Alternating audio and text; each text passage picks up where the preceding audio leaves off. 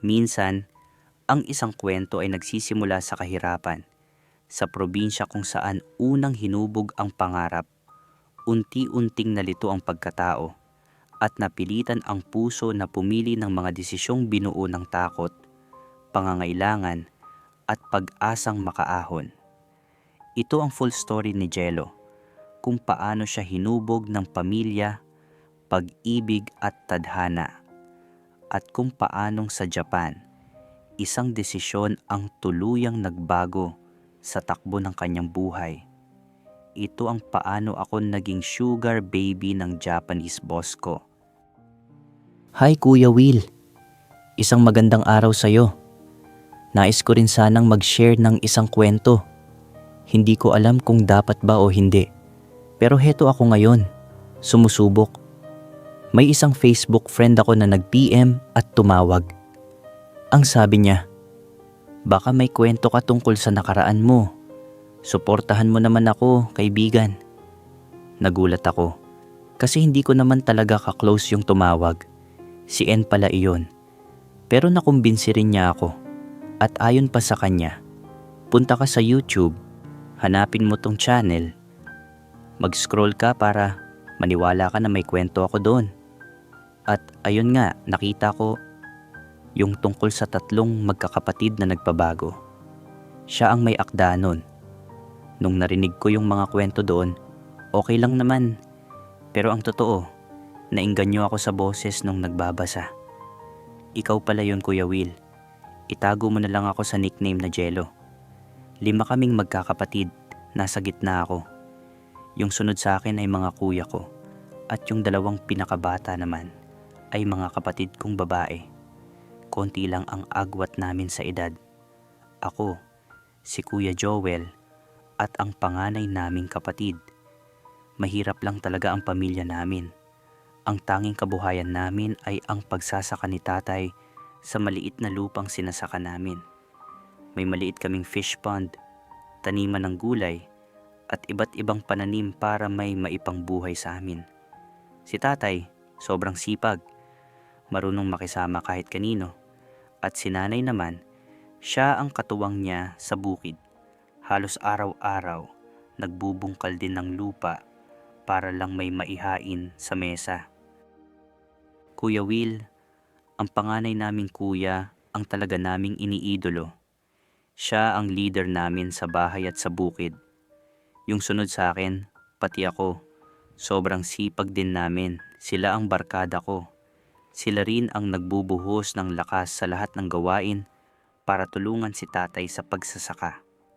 Kaming 3 lalaki sa pamilya, masasabi kong ang tanging asset namin ay ang hitsura namin. Nasa tama ang tangkad namin. Ako ay 5 talampakan at 9 na pulgada.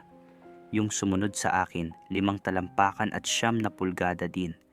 At si kuya panganay naman ay mga 5 talampakan at 8 pulgada. Halos magkakahawig kami.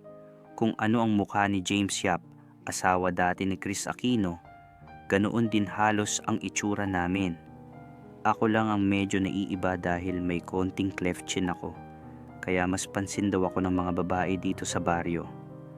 Ang problema nga lang, Kuya Will, medyo maitim kami, kulay tsokolate o kayo manggi.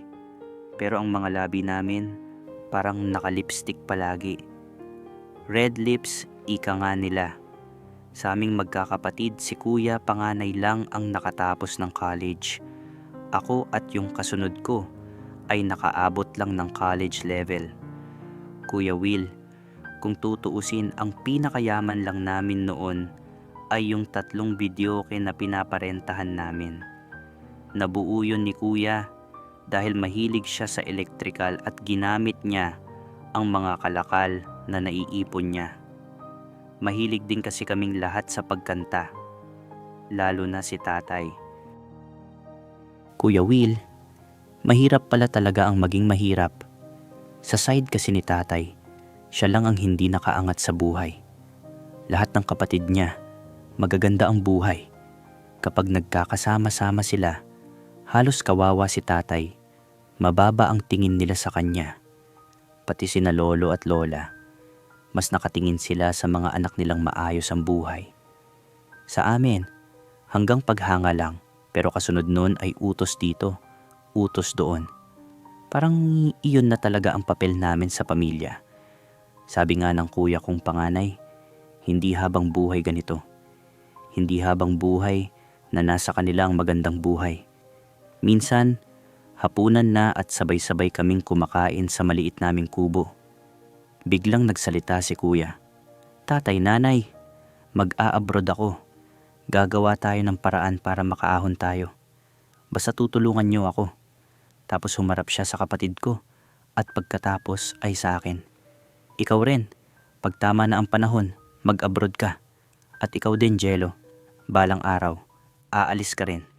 Ramdam ko, Kuya Will, na yung mga salitang iyon hindi sermon. Pagmamahal at malasakit talaga para sa aming magkakapatid. At sabi pa niya sa dalawang kapatid naming babae, mag-focus kayo sa pag-aaral. Gabi na noon at oras ng matulog. Sa bahay namin, sina nanay, tatay, at dalawang kapatid naming babae ay sa itaas natutulog. Kami namang tatlong lalaki sa ilalim ng bahay. Sa sementong sahig lang kami at karton ng sapin. Pero kahit ganoon, hindi mawawala ang kwentuhan namin bago matulog. Parang doon nabubuo lahat ng pangarap namin bilang magkakapatid. Kuya Will, isang gabi habang nagkukwentuhan kami, biglang sabi ng kuya kong panganay, Joel, huwag masyado sa basketball, hindi ka yayaman dyan. At ikaw naman, Jello, huwag puro barkada. Kung hindi tayo magtutulungan tayong tatlo, hindi tayo makakapagpatayo ng bahay. Bigla akong sumagot, Kuya, ang babata pa natin. Ako nga 18 pa lang, si Kuya Joel 19, tapos ikaw 20. Bakit ka nagmamadali? Tapos nadulas pa ako sa tanong. Saka, Kuya, huwag kang magalit ha. Bakit hindi kayo nauubusan ng pera? Hindi ko naman kayo nakikitang naglalako ng tilapia gamit yung motor. Pero si Kuya Joel, lagi may pera. Saan nyo kinukuha? Nagtawanan silang dalawa. Una, si Kuya Joel ang sumagot. Jello, si Kuya, may alaga yon. Yung nangasiwa sa kasal ni na lolo at lola noong golden wedding nila. Sabay naman sabi ng panganay naming kuya, ikaw, pinipirahan mo naman yung may-ari ng resort. Sabay nagtawanan ulit silang dalawa. Nasabi ko tuloy, kaya pala. Habang napapailing. Pero biglang nagseryoso ang kuya kong panganay at tumingin sa akin. Ikaw, Jello, balita ko, isa raw sa mga barkada mo, ginapang mo. Tapos, tawa ulit ng kuya kong sumunod sa akin. Napatahimik ako. Oh? Ba't di ka makasagot? Tanong nila. Mas pogi ka pa naman sa amin ng Kuya Joel mo, tapos binabae ka. Doon na ako nainis kaya sagot ko, Kuya, hindi ako bakla. Saka normal lang yung mga biruan sa barkada. Kaunting ganun lang, bakla na agad ako. Pagkasabi ko nun, bigla akong humiga at natulog na lang. Hindi na ako umimik. Hinayaan ko na lang sila magkwentuhan habang ako tahimik lang, nakatalikod, nag-iisip. Kuya Will, yung kuya kong sunod sa akin, tumawa ng todo. Ipit pa ang boses. Kuya, pikon si Jello. Oh, tingnan mo, tumihaya na. Sabay hagihik niya. Biglang nagsalita si tatay mula sa taas, malakas ang boses. Aba, araw-araw na lang kayong nagkukuwentuhan, matulog na kayo dyan. Sandaling natahimik kami, Kuya Will. Ako, nakatihaya pa rin. Tapos, biglang nagsalita ang kuya kong panganay. Hoy, kinakausap kita, Jello. Hindi mo pa ako sinasagot. Alam ko namang bisexual ka. Ilang beses nakikitang humahawak sa alaga ni Joel pag nakainom siya. Si Kuya Joel naman, pigil na pigil ang tawa. Tapos nagpatuloy yung kuya kong panganay. Jello, madalas pag umuwi ako ng nakainom, pagtulog na kayong dalawa ni Joel at nahiga ako sa tabi mo, alam kong may kinakalikot ka sa akin. Kinakausap kita ha, hindi ako galit. Hindi talaga ako umimik, Kuya Will. Nakatihaya lang ako, nakatalikod sa kanila. Nagpatuloy pa siya. Jello, magkakapatid tayo, magbabarkada. Pakiusap lang, gamitin mo yung katawan mo sa mas may mapapala ka. Sayang ang pogi mo, sayang ang pagkalalaki mo. Hindi naman ako galit sa ginagawa mo sa amin ni Joel. Bahagi yan ng kabataan natin. Okay lang yun. Sabay may marahang hampas sa ulo ko. Kinakausap kita, Jello, sabi niya. Doon na ako sumagot, mahina ang boses. Matulog na tayo, kuya. Pero si Kuya Joel, hindi pa tapos sa pang-aasar. Jello, inutil sa mundo. Sabay tawan niya ng malakas. Isang araw, Kuya Will, may dumating na barangay patrol. Mga bandang 10:00 ng umaga, linggo noon. Huminto sila malapit sa bahay namin. Biglang dumami ang tao at kami namang magkakapatid ay nakatingin lang mula sa gilid. Pati dalawa naming kapatid na babae, nakisilip at nakisiksik sa mga usisero. Pagbalik nila sa bahay, sabi ng bunso naming kapatid, "Mga kuya, dumating na yung patay." Di pa pala siya patay. Yung nagbigti sa Maynila, yung binabalita dito. Biglang nagsalita ang panganay naming kuya. Ay si inaanak yon ni tatay sa binyag. Nagbigti daw dahil sa sobrang stress at kahihiyan. Nahuli kasi ng NBI ang mga magulang nila dahil sa pagtutulak ng droga. Nang medyo kumunti na ang tao, may nagbalita kay tatay na inuwi na raw yung nagbigti, na iligtas siya.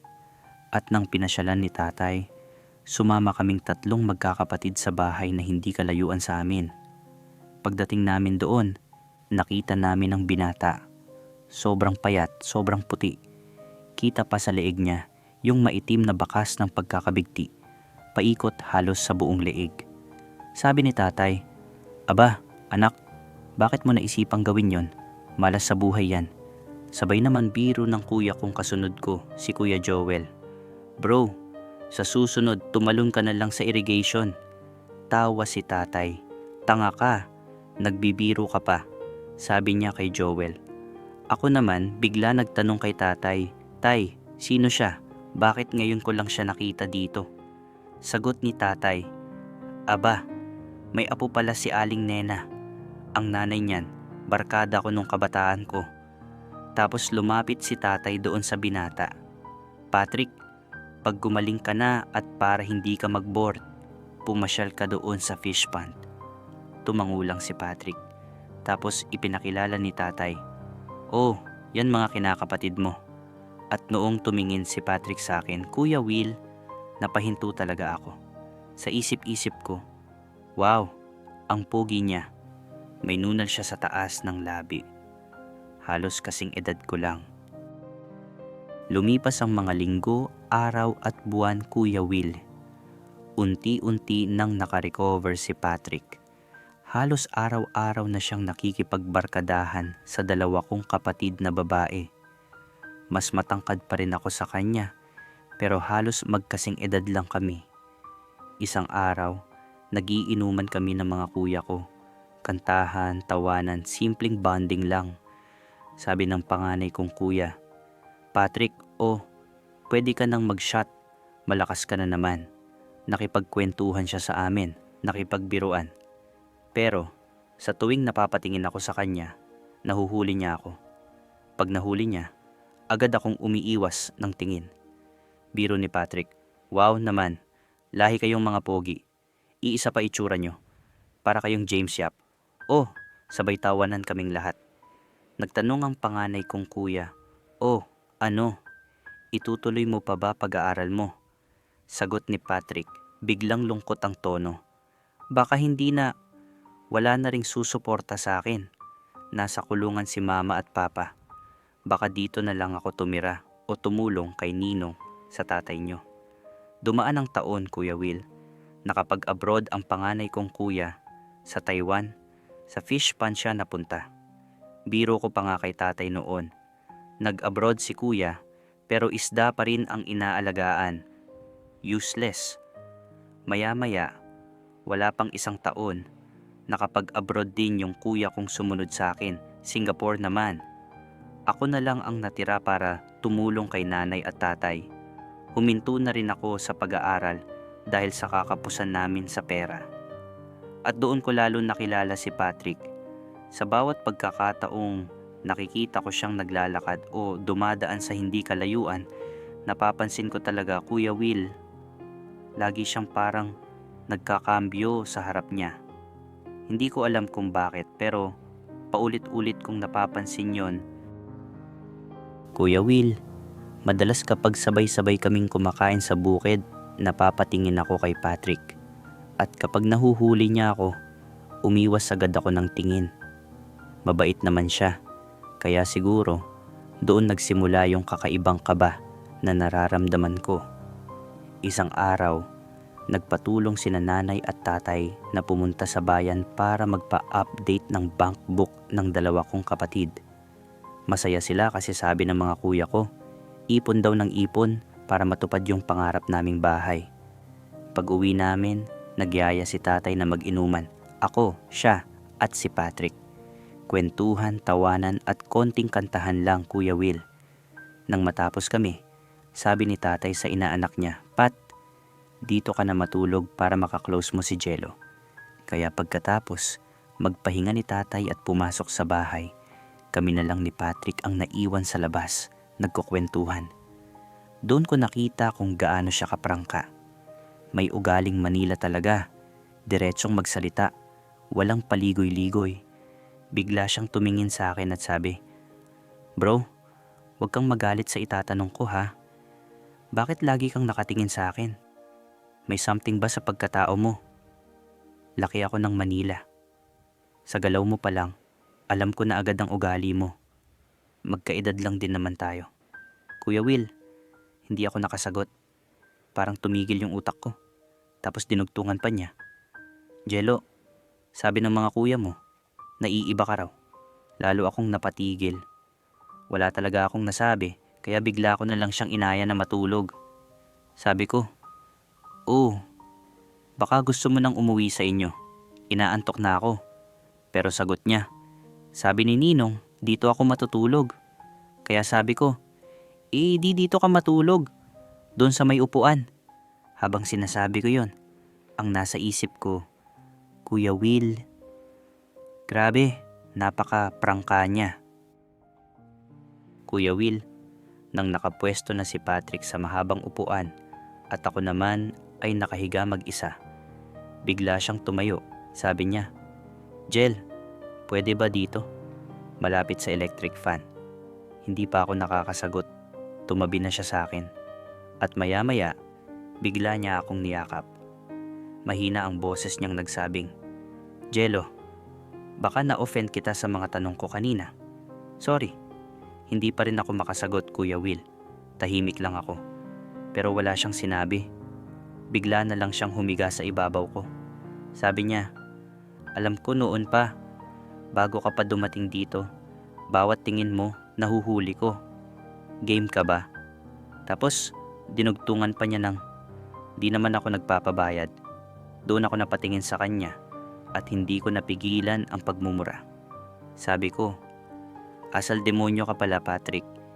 Nararapat lang siguro, tinuloy mo yung pagbibigti mo noon. Sanay na sanay ka sa makamundo mong ugali. At sa edad kong 22, Kuya Will, never pa talaga akong pumatol sa kapwa lalaki. Bigla siyang sumagot, yung mga kuya mo, nagagamit ka raw. Sila mismo ang nagkukwento sa akin. Tapos, diretsahan pa niya akong tinitigan at sabi, Jello, kung sasabihin kong gusto kitang maging first, papayag ka ba? Wala pa akong karanasan kahit laki ako ng Manila. Hindi ko na alam ang gagawin, Kuya Will. Bigla niya akong hinalikan sa lips, nakapatong siya sa akin, at yung mga kamay niya nakapulupot sa ulo ko. At doon, natangay ako. Hindi ko alam kung paano nangyari, pero sa moment na yon, ang sarap talaga. Yung lalaking pinapantasya ko, siya pa mismo ang lumapit sa akin. Nang matapos kami, walang imikan. Tahimik lang pareho. Tapos bigla niyang tinanong, okay ka lang, Jello? Hindi ko siya nasagot. Ako ang unang nagsalita. Patrick, bakit ang sarap ang husay mo? Imposibleng virgin ka pa. Laki ka ng Manila. Sagot niya, hindi lahat ng taga Manila pokpok. Ibahin mo ako. Kuya Will, pagkatapos ng gabing yon, bigla siyang nagsalita. Jello, mula ngayon, magjowa na tayo. Sana marunong ka magdala. Kapag sinaktan mo ang puso ko, baka dito na matuloy yung pagbibigti ko. Tandaan mo yan, Jello. Huwag mo kong lokohin. Tapos hinalikan niya ulit ako sa labi. Sabi pa niya, Jello, uhaw ako sa pag-ibig. Please naman, sumagot ka sa mga tanong ko. Pero ako, Kuya Will, hindi pa rin makasagot. Parang natutulala lang ako sa mga naririnig ko. Lumipas ang mga buwan, hanggang tumuntong ng 1 taon. Lalo pang lumalim ang ugnayan namin ni Patrick. Hindi ko pinapakita na interesado ako sa kanya, pero nakikisakay lang ako sa agos ng buhay niya. Ang totoo, natatakot ako sa mga bantang binitiwan niya na kapag hindi ko siya minahal, magbibigti siya. At oo, Kuya Will, super pogi talaga siya at sobra siyang masarap kasama. Pero kahit ganon, hindi ko pinapakitang mahal ko siya. Hanggang isang araw dumating ang magandang balita. Nabalita sa TV Patrol dito sa lugar namin na may free training mula sa Japanese government. Government to government. Walang gastos. At kung makukuha ka, diretso ka sa Japan na wala kang ilalabas na pera. At isa ako sa maswerteng napili, Kuya Will. Pinakabata pa ako, 23 taong gulang, at natanggap ako sa Bridgestone, Japan sa paggawaan ng gulong. Nang magsimula na ang PDOS at palapit na ang flight ko, sinabi ko na rin ang totoo sa mga magulang ko. Sobrang saya nila, pati mga kuya ko. At syempre, ipinagtapat ko rin kay Patrick na paalis na ako papuntang Japan. Kita ko talaga sa kanya ang lungkot. Sabi ko sa kanya, Patrick, itong gagawin ko, ito ang susi sa tagumpay natin. Pag nagsama tayo, magtatayo tayo ng negosyo para sa ating dalawa. Kuya Will, pinamili niya ako ng gamit kung saan ang mura. Pumunta kami sa Taytay kasi mas mura daw doon kesa sa Divisoria. At nung naka-schedule na ang flight ko, doon ko naramdaman at nakita ang totoo niyang pagmamahal sa akin. Sabi niya, Jello, kunin mo at markahan mo ako para di ko makakalimutan. Mahal kita, Jello. Sige, kahit masakit, pasukin mo ako para may alaala ka sa akin. Yan ang pag-ibig ko sa'yo. Tandaan mo, pag niloko mo ako, hihintayin pa rin kita. Pero pag kinalimutan mo ako, pagbabayarin kita sa pagbibigti ko.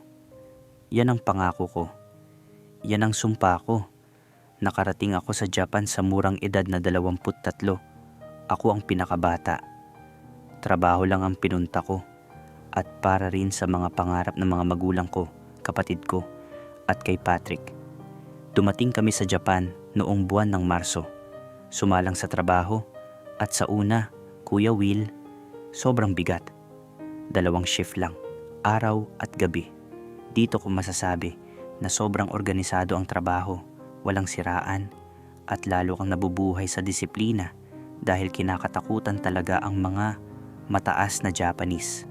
Ang lugar ng trabaho, sobrang layo sa city kasi nga, dito ginagawa ang mga gulong ng Bridgestone, Japan. Nang dumating ang huling bahagi ng Hulyo, natutunan ko na dito pala sa mga pabrika, tuwing Agosto, may bakasyon na 2 linggo. Kuya Will, sa huling linggo ng Hulyo, may malaking party ang kumpanya na pinapasukan ko dahil bakasyon ng 2 linggo at may kasiyahan sa labas ng pabrika. Dito ko rin nalaman, marami pala kaming mga Pilipino sa kumpanya. Sa sobrang kasiyahan, may mga Japanese na nagkakantahan parang nakawala sa kulungan o working area. Hindi mo maintindihan ang kanta kahit English, Kuya Will. May isang Japanese na nagsalita bilang MC. Sabi niya sa English, "Who among Filipinos or other nationalities knows how to sing?" Yung mga kabatch ko, sigawan at tinuturo ako. May isang Japanese na lumapit sa lamesa namin at hinila ako papunta sa stage. Dahil summer, naka-jogging pants ako na puti ng Adidas at nakasando din na puti, fit sa katawan. Kuya Will, bumaha ng alak, lalo na beer, habang ako'y inaakay sa taas ng stage. Tinanong ako ng MC kung ano ang kakantahin ko at sinabi ko, Voltes 5. Nagsigawan ng mga Japanese at nung kinanta ko, nagulo talaga sila. Nagsisayawan at nag-enjoy. Nang matapos ang kanta, sabi ng MC kung may iba pa akong alam na kanta at kung puwede ay English naman. Sabi ng mga Japanese, love song. Kaya kinanta ko ang Count on You by Tommy Shaw. Haha, Kuya Will, parang nag-live concert ako. Naghihiyawan at sobrang saya ng crowd. Pagkatapos, bumalik ako sa lamesa ng mga kabatch ko. Ang dami ng Japanese ang nakipagkamay sa akin at may isang mataas, maimpluwensyang Japanese na medyo kinakakatakutan ang lumapit sa lamesa namin at kinamayan ako. Ang hawak niya sa kamay ko, dinikit at tinusok niya ang palad ko sabay tingin sa akin. Kuya Will, sa akin wala lang dapat yung pagtusok ng palad kapag nakikipagkamay ang mga Japanese. Nakasanayan ko na rin yun. Lumipas ang 2 linggong bakasyon ng mga Japanese at kaming naiwan sa pabrika ay puro pahinga lang sa barracks.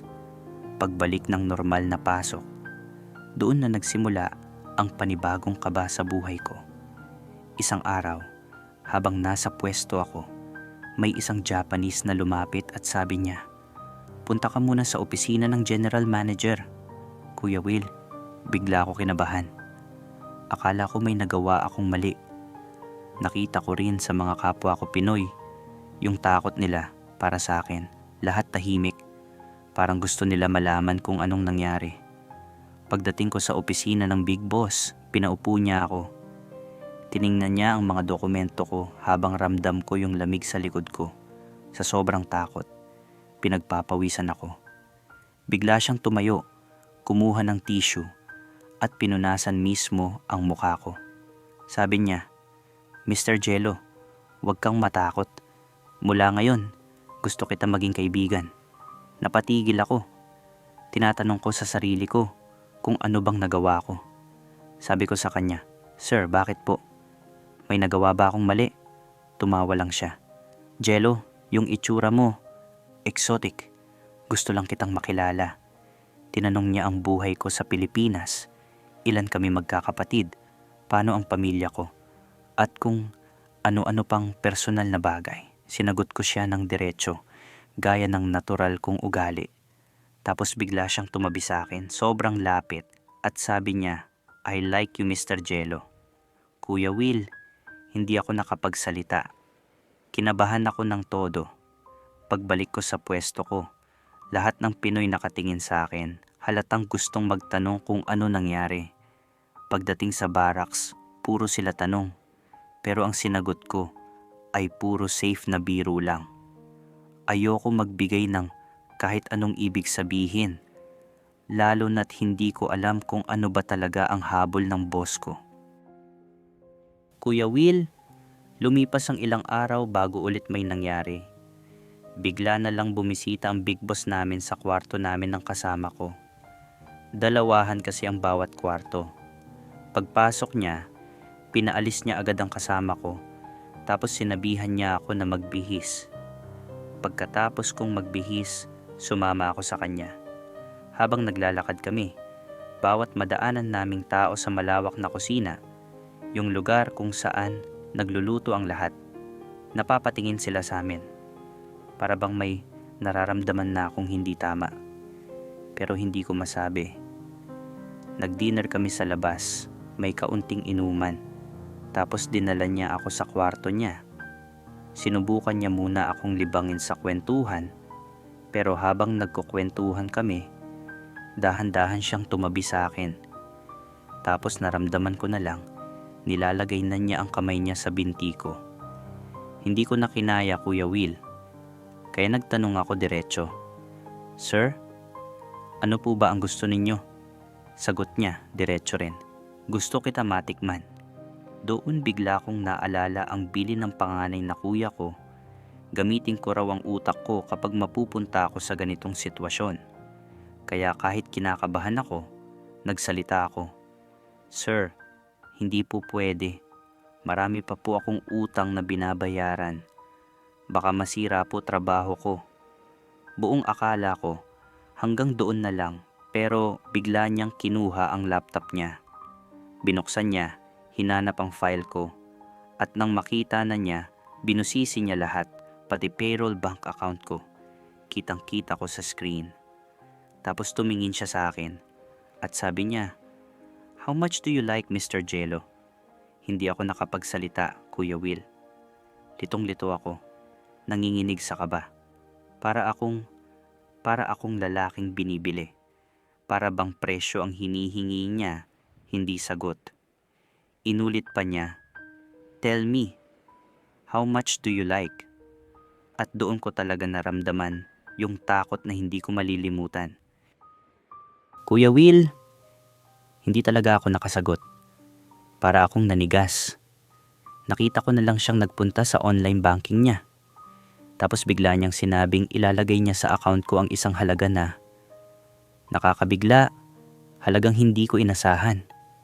Sabi niya, "Bukas, tingnan mo, nasa account mo na ang pera." Pagkasabi niya noon, bigla siyang nagshot ng alak para sa amin at hinalikan niya ako sa labi. Kuya Will, halos kasing edad na siya ng tatay ko. Hindi ko maipaliwanag yung pakiramdam, halo ng hiya, takot, at hindi ko maipaliwanag na emosyon. Nang nahuli niya yung kiliti ko at naramdaman na niyang tumitigas na ako, unti-unti niya akong hinubaran. Doon ko nalaman, ganun pala talaga ang mga Japanese sa kama. Maingay, agresibo. Buong katawan ko, halos punong-puno ng laway niya. Tapos bigla na lang niya akong inupuan. Yung sigaw niya, Kuya Will, para siyang mamamatay. Pagkatapos, naligo muna ako bago niya ako ihatid pabalik sa barracks. Gabing-gabi na yon. Hindi ako nakatulog, kaya tumawag ako sa Pinas. Pinacheck ko kay nanay yung account ko. Nagulat siya. Tinatanong niya kung saan ko raw nakuha yung ganong kalaking pera. Tinawagan ko rin yung dalawa kong kapatid na nasa Taiwan at Singapore. Yung tawa ng kuya ko, halos maubo siya. Sabi niya pa, "Good job bro." Simula noon, tuwing day off ko, ginagamit ako, kapalit ng malaking halaga. Lumipas ang mga buwan, Kuya Will. Doon ko nalaman na malapit nang umuwi ng Pinas yung dalawa kong kapatid. At tuwing tumatawag ako sa bahay, minsan nandoon si Patrick. Nagkakausap kami. Yung saya niya, hindi mo maabot.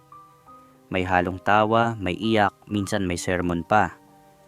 Pero lagi kong sinasabi sa kanya, pag uwi ko, ikaw ang magiging asawa ko.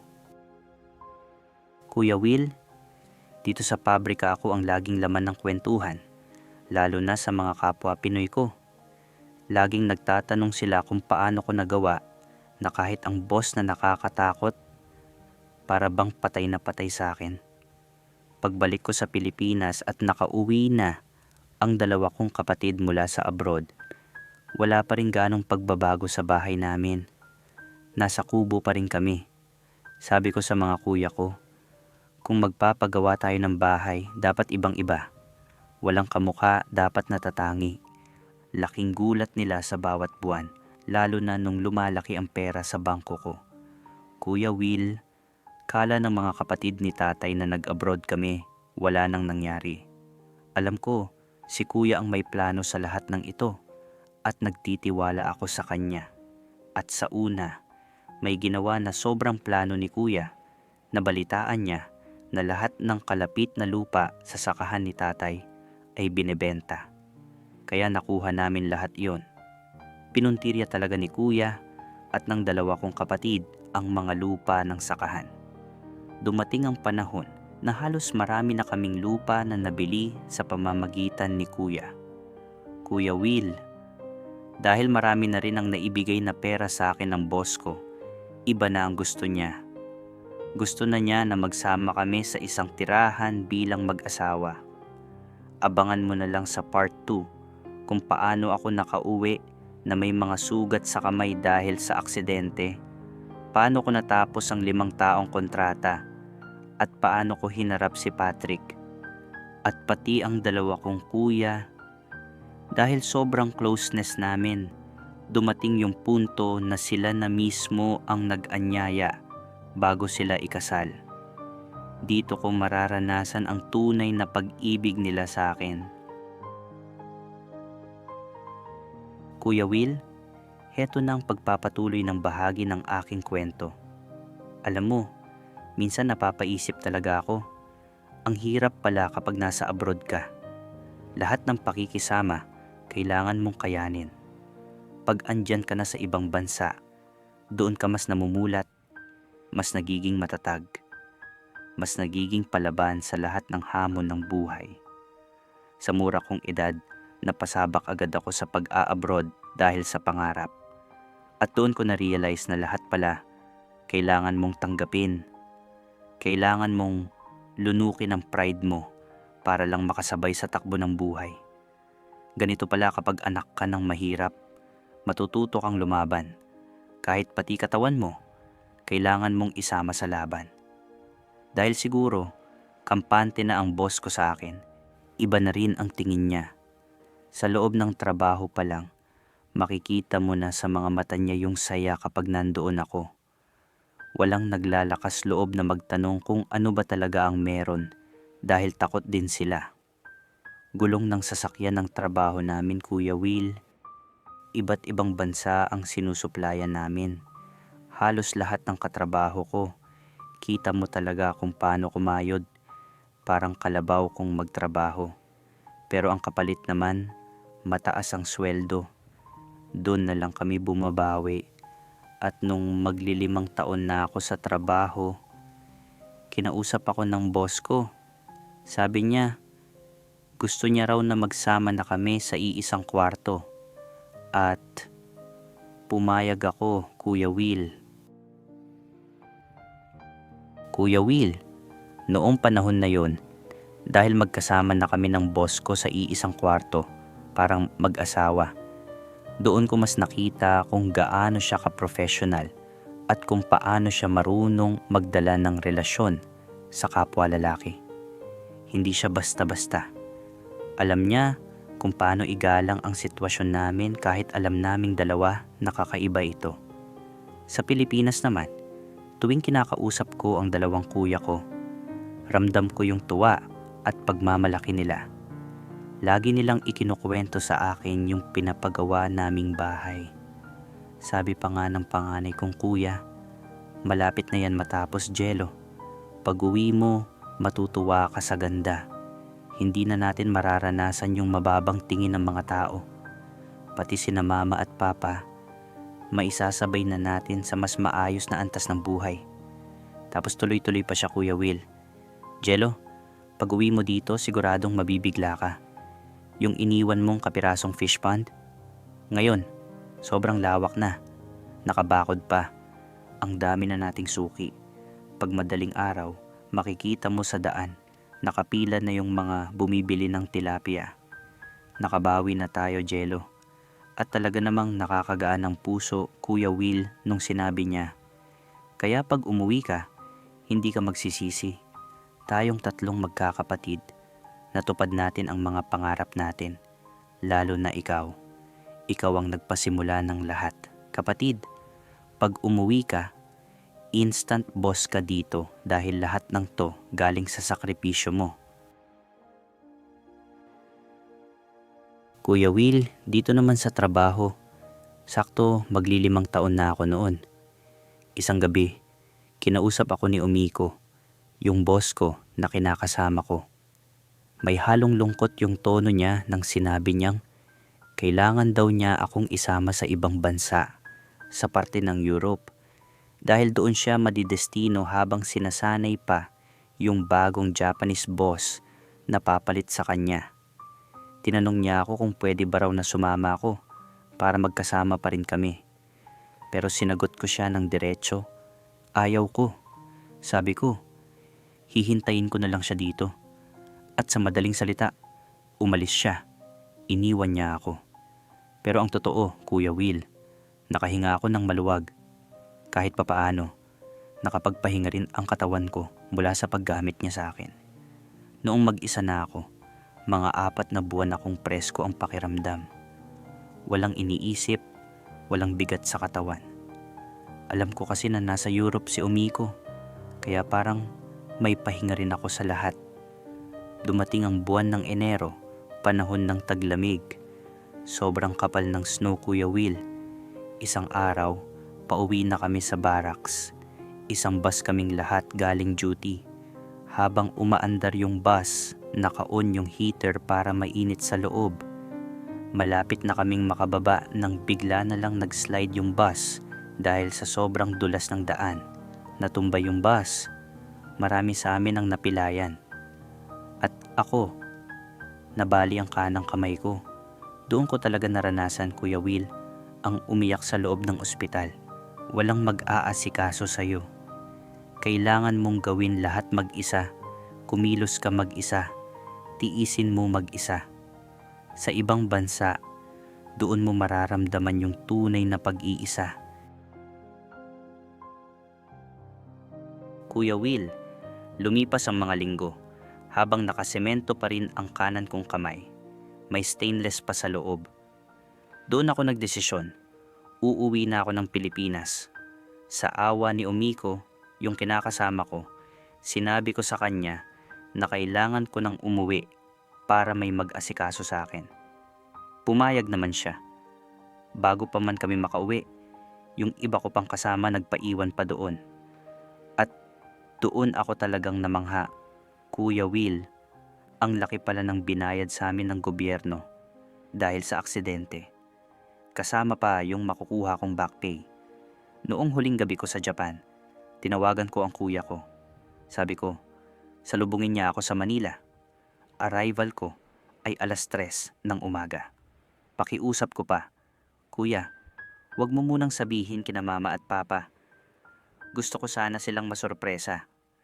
Pagdating ko sa Pilipinas, agad akong nakita ni Kuya Juancho, yung panganay namin. Narinig ko pa yung sigaw niya, Jello, dito ako. Pagkaparada ng sasakyan, pagkalabas niya, niyakap niya ako ng sobrang higpit. Halos sabay kaming napaiyak. Una niyang sabi, wow naman, sobrang pogi ng kapatid ko. Habang papauwi kami, nagkukwento lang ako ng normal. Pero agad niyang napansin yung lungkot ko. Sabi niya, oh, andito ka na. Magkakasama na ulit tayong magkakapatid. Doon, Kuya Will, tumulo talaga ang luha ko. Sabi ko, Kuya, marumi ako. Bigla niya akong niyakap ng mas mahigpit. Sabi niya, Jello, kung iniisip mong marumi ka, kasama yan sa buhay. Proud ako sa iyo, kapatid. Dahil iisa lang ang naging pagkakamali mo. Ako, mula pagkabata, ang dami ko nang pinagdaanang pagkakamali sa kung sino-sino. Malilinis mo yung nararamdaman mong dumi sa pamamagitan ng pagbabago mo. Tahan na, sabi niya habang pinupunasan ang luha ko. Tapos bigla niya akong hinalikan sa lips sabay tawa. Oh, baka sabihin mo dinudumihan kita. Kiss yan ng pagmamahal bilang kapatid. Kuya Will, pagpasok pa lang namin sa sasakyan, tinanong ko agad, Kuya, kanino tong kotse? Sagot niya, sabay tawa. Aba, sa atin yan, 4 lahat yan. Tol, makikita mo ang pagbabago pag uwi natin.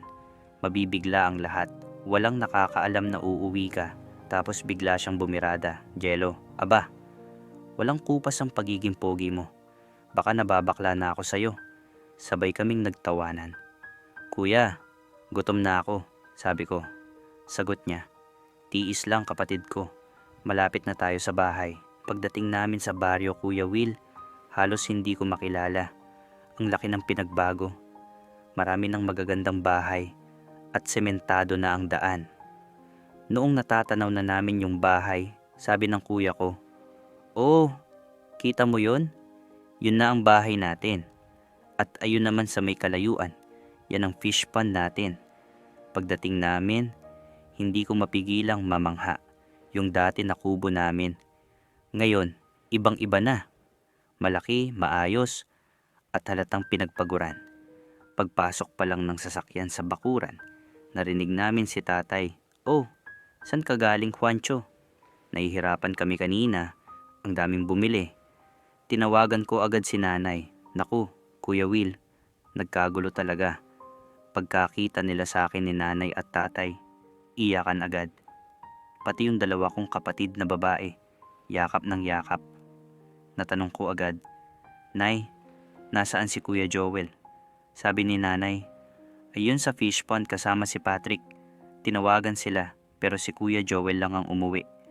Pagkakita niya sa akin, grabe ang yakap. Ramdam mo yung excitement. "Wow naman, ang pogi ng utol ko." Sabay halik sa labi ko. Napatingin ako sa kanya, sabay bulong, "Kuya naman." Sa lips, "Baka may makakita." Sagot niya, "Weh, wala akong pakialam." Habang nag-aasikaso kami para sa tanghalian, tinanong ko ang panganay, "Kuya, nasan si Patrick?" Sagot niya. Sabi ni Kuya Joel, pagkatapos daw ng ginagawa nila, tumuloy siya sa basketball court. Sa totoo lang, Kuya Will, si Patrick talaga ang gusto kong makita. "Kuya, tawagan mo naman siya para sabay-sabay na tayong kumain." Tinawagan nila, nagri-ring, pero walang sumasagot. Baka nga raw nasa laro pa. "Kuya Will, bigla kong tinawagan yung bunso naming kapatid. Bunso, tara, samahan mo ako sa court. Sunduin natin si Kuya Patrick mo." Sabi niya, "Ay, Kuya Jello, tama, para maangkas kita sa motor ko." Pagdating namin sa court, sumigaw ako, "Patrick!" Sabay lingon niya. Pagkakita niya sa akin, napahinto siya, parang natulala. Tapos bigla siyang tumakbo papunta sa akin. "Putya ka, kausap lang kita kagabi, andito ka na pala." Sabay yakap sa akin ng sobrang higpit, basang-basa pa siya sa pawis. Sabi ko, "Tara na, uwi na tayo. Sabay-sabay tayong magtanghalian." Sagot niya, "Oh, sa akin ka na lang umangkas." Tapos sabi pa niya, "Yakap ka, baka mahulog ka." Pasensya na, medyo pawisan ako.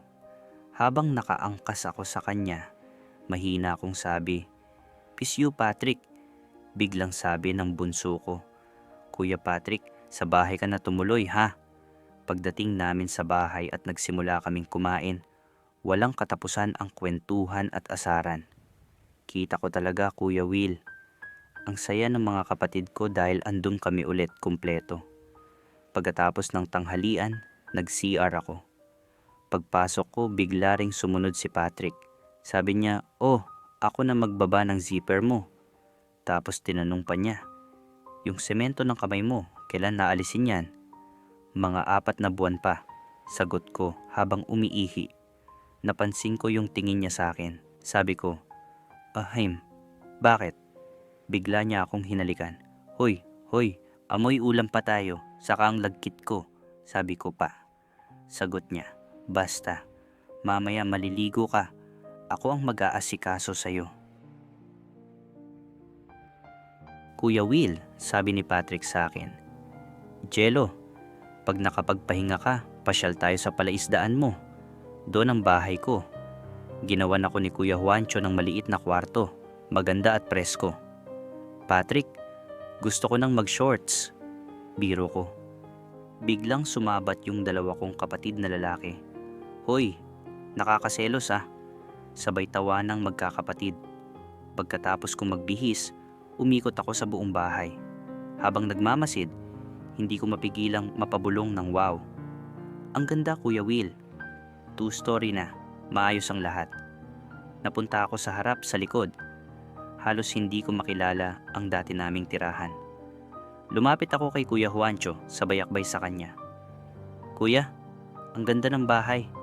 Sagot niya, sabay halik sa gilid ng ulo ko. Sus, pag nakita mo pa yung fish pond natin, mas mamamangha ka. Pagdating ng gabi, nagpainom si tatay. Parang welcome party talaga, Kuya Will. Napapailing ako sa dami ng tao, pati mga barkada ko andon. Ang lakas pa ng sound system, parang fiesta. Lumapit si mama sa akin. Anak, hindi mo pa napapasok yung tindahan ko, pati bigasan. Dahil sa lambing niya, tumayo ako at sinilip ang tindahan. Pagpasok ko, puro wow na naman ang nasabi ko. Ang daming paninda, maayos lahat, at ang bigas nakadisplay ng pangmalakasan. Sabi ni mama, "Yang mga bigas na yan, anak, sa kabilang bayan ko kinukuha, sa malaki nilang bigasan. Gagawin ko pa nga siyang ninong pag kinasalang Kuya Juancho mo." Kuya Will, pagbalik ko sa inuman, napansin ko agad na halos lahat ng bisita nila, Papa at Kuya, ay nakatingin sa akin. Tahimik lang ako, umupo sa tabi ni Papa. Nang kumanta na si Papa, tinawag niya ako, "Jello, anak." Sabi niya, lahat daw ng meron sila ngayon ay dahil sa akin. Doon ako mabilis na tinamaan, Kuya Will. Nung narinig ko pa yung paborito niyang kanta, hindi ko na napigilan. Napayuko ako at lumuha. Sabi ko sa sarili ko, grabe, ang laki na talaga ng pinagbago. Dati, noong hindi pa kami nakakapag-abroad ng magkakapatid, halos wala kaming kaibigan. Ngayon, halos kilala na kami ng buong lugar. Tapos biglang sabi ni Kuya Juancho, yung panganay, "Oh, request, si Jello ang kakanta." Kaya kinanta ko ang Kasalanan ng Orient Pearl. Pagkanta ko pa lang ng unang linya, tahimik ang lahat. Namangha sila, siguro dahil nahasa rin ako sa pagkanta habang nasa abroad. Pagkatapos ko kumanta, lumapit ako kay Kuya at sabi ko, "Kuya, magpapahinga muna ako." Sabay tanong ko pa, "Kuya, pwede ko ba isama si Patrick sa kwarto ko?" Ngumiti siya ng pilyo at sagot niya, "Jel, alam naman namin na may relasyon kayo. Wala kang maririnig sa akin. Kay Kuya Joel, lalo na kina Mama at Papa. Alam naman nila lahat. Pero may pahabol siya. Pero please lang, Jello. Sa gabi na to, gusto ko muna mag-usap-usap tayo. Ako, si Papa, at si Joel. Si Patrick, pauwiin mo muna. O kaya pagkatapos natin magkwentuhan saka mo siya puntahan." Kuya Will, nung nagpahinga ako kasama si Patrick, sinabi ko sa kanya na pagkatapos naming mag-usap ng pamilya, pupuntahan ko siya sa fish pond. Pero totoo, bago pa man ako makalabas ng kwarto, nakaisang round na kami ni Patrick. Parang hindi ko na rin napigil, lalo na pagkatapos ng lahat ng nangyari. Pagkatapos ng inuman, ang unang pumasok sa kwarto ay ang dalawa kong kuya. Dahil parehong nakainom, dumiretso silang humiga sa tabi ko. Ako ang nasa gitna nila. Si Kuya Juancho ang unang nagsalita. "Salamat kapatid," sabi niya, sabay halik sa lips ko. Napasinghap ako, Kuya Will, kasi nasabi ko agad, "Kuya, dahan-dahan, baka maipit yung kamay kong nakasimento pa." Sumunod si Kuya Joel, "Jello, salamat sa unity natin magkakapatid. Nagtagumpay na tayo," sabi niya. Tapos hinalikan din ako sa labi. Hindi ko maipaliwanag, Kuya Will. Hindi ito yung halik na malisyoso. Para siyang simbolo ng sumpa namin bilang magkakapatid. Pero iba rin ang tama sa puso ko. Sabi nila, sana walang magbabago hanggang pagtanda. Sana walang gulangan. Kung ano meron tayo ngayon, sana baunin natin. Yung pagkukumbaba, yung paggalang. Alam nating tatlo, makasalanan tayo. Pero lilinisin natin yan sa pamamagitan ng pagkakasundo at pagmamahalan. Doon ako tuluyang naiyak, Kuya Will. Yung salitang pagkakasundo at pagmamahalan, parang yun na lang ang inaawas-awas ko mula pagkabata. Pagkatapos namin mag-usap, sila pa mismo ang naghatid sa akin kay Patrick. Kinausap pa nila siya pero hindi ko nadinig lahat. May bigat at hiya sa dibdib ko noon pero may pag-asa rin. At nung kami na lang dalawa ni Patrick, doon siya naglabas ng lahat. "Jello," sabi niya, mahina ang boses. "Kaya mo ba talaga akong mahalin? Wala naman ako. Wala akong maipagmamalaki sa'yo. Wala akong natapos. Sana ngayon palang sabihin mo kung hanggang saan ang pagmamahal mo sa akin. Para kung susuko man ako, alam ko. Pero kung iiwan mo ulit ako, napalunok siya, tatapusin ko buhay ko. Magbibigti ako." Literal na nanginig ako, Kuya Will. Sabi niya pa, "Simula nung iniwan mo ako, inilapit ko sarili ko sa tatay mo. Nising kong duling, hindi ako humingi. Dahil ang inaalagaan ko, ang pinagsisilbihan ko, ikaw. Sana, habang maaga, sabihin mo na kung ano ba talaga ako sa'yo. Kuya Will, hindi ko alam kung paano ko sasagutin agad. Pero ramdam kong dun, magsisimula ang totoong gulo o totoong pagmamahal." Kuya Will, ang naisagot ko kay Patrick ay ganito. "Patrick, ito lang ang tanong ko. Kapag nagsawa ka ba sa akin, iiwan mo rin ba ako? At bakit lagi mong panakot ang pagbibigti?" Tapos sinabi ko sa kanya, "Patrick, 4 na lalaki na ang dumaan sa buhay ko, mga kuya ko, pati ikaw, at ang boss ko sa Japan. Pero kung tatanungin mo kung sino ang pinipili ng puso ko, pangalan mo pa rin ang isinisigaw nito." Niyakap niya ako ng mahigpit, Kuya Will, at yung iyak niya, parang batang takot na maiwan. Doon ko naramdaman na kahit malas ako sa maraming bagay, kahit nagpakamatay pa ang kapatid kong babae, ako na lang ang natira. Pero may dumating pala na kayang sumalo sa pagkatao ko. Salamat Jello," bulong niya habang umiiyak. Lumipas ang ilang buwan. Kinasal si Kuya Juancho, ang panganay namin. Doon ko unang nakita si Sir Nomer o si Kuya N, kasama ang asawa niyang si Jake. Ninong sila sa kasal ng kapatid ko. Pagkakita ko kay Jake, agad kong napansin ang kulang niyang mga daliri. Parang may tumunog sa isip ko kasi parang may narinig na akong kwento tungkol doon. Bigla kong naisip, si Jake ba yun?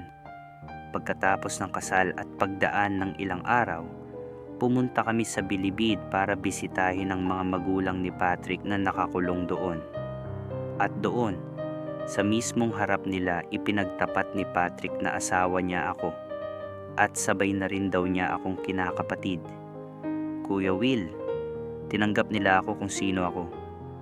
Bisexual man ako, kahit kilos lalaki at boses lalaki, pero pusong babae, tinanggap nila lahat yun. Marami ang nagmahal sa katawan ko, pero si Patrick lang ang minahal ko ng buo. At ngayon talaga ako naniniwala, Kuya Will, kapag tapat ka, kapag totoo ka, ang magulang at kapatid mo, handa ka nilang ipagmalaki. Bilang nagbasa at nakinig sa kwento, hindi madaling husgahan ang mga pinili niya. Minsan, kapag nanghihina ang tao at pilit pinapasa ng sakit ng puso, ang desisyon ay nagiging paraan lang para mabuhay, kahit may kapalit. Kung may maipapayo man ako sa sumulat, sana sa bawat pag-ahon, huwag kalimutang alagaan ang sarili at ang dignidad na hindi dapat ipagpalit kaninuman. Ang aral ng kwentong ito, hindi masama ang mangarap, pero mas mahalagang malaman kung hanggang saan ka lang dapat sumugal. Sa inyo namang mga nakikinig, ano ang masasabi ninyo sa kwento? May maipapayo ba kayo sa kanya? O may karanasan ba kayong kahawig nito? Ibahagi ninyo sa comments. Baka ang isang payo ninyo ang makatulong sa iba. Kung nagustuhan ninyo ang ganitong klaseng kwento, i-like, i-share, at mag-subscribe sa M2M Desires at i-on ang notification bell para sa mas marami pang totoong kwento, tunay na damdamin. Hanggang sa susunod.